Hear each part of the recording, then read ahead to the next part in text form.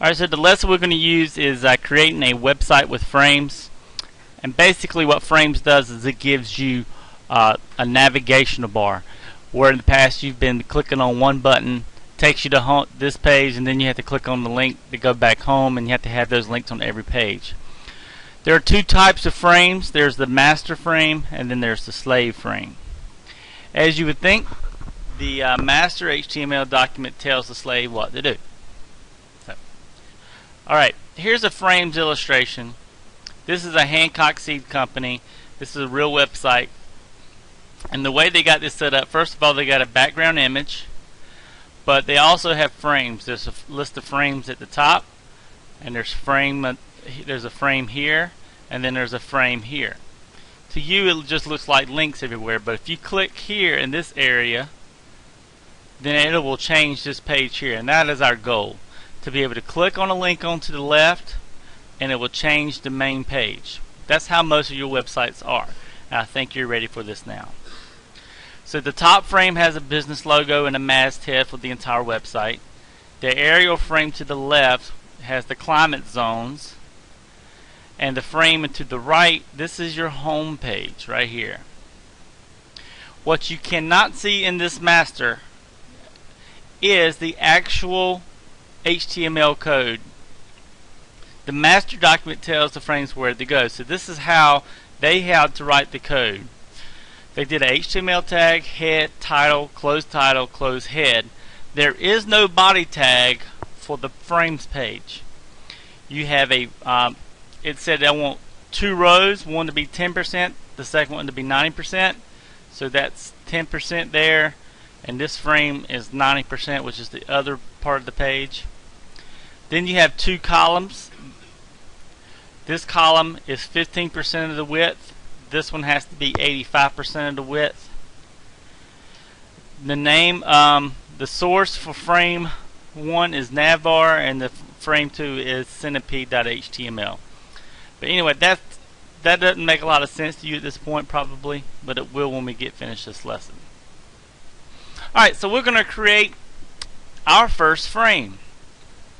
Let's create a folder named Frames Practice. So File, Save Link As, page 1 will go into, I'm going to go to my student work folder, my HTML folder. I'm going to create a new folder called Frames.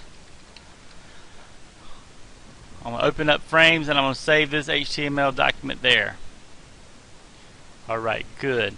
Then I'm going to do the same thing for page 2.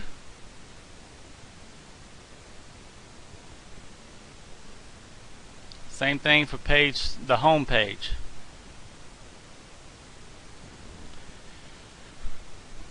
Alright, then we're going to go to Arachnophilia, and we're going to open up each one of those documents. So I'm going to scroll down to my student work folder, HTML, frames, and we'll open up all three of these.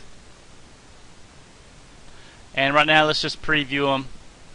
It says click here to go home, click here to go home. Y'all have done this exercise before where you had to create a link to all of these. What we're going to do is take the same exercise and create a navigational bar.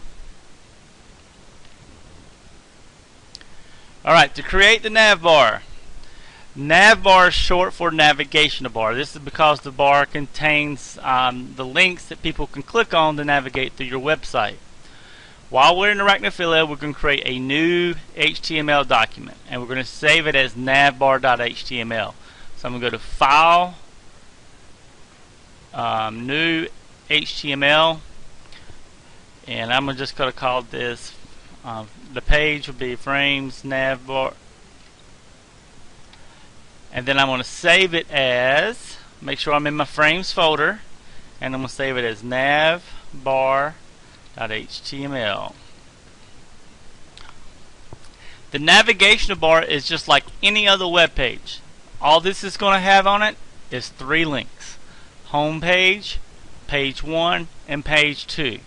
This will be to the left, and it will always be accessible to the people who come to our website. So we're going to create a links to those pages, page 2 and the home page, like I just said. We're going to put this code into our nav bar.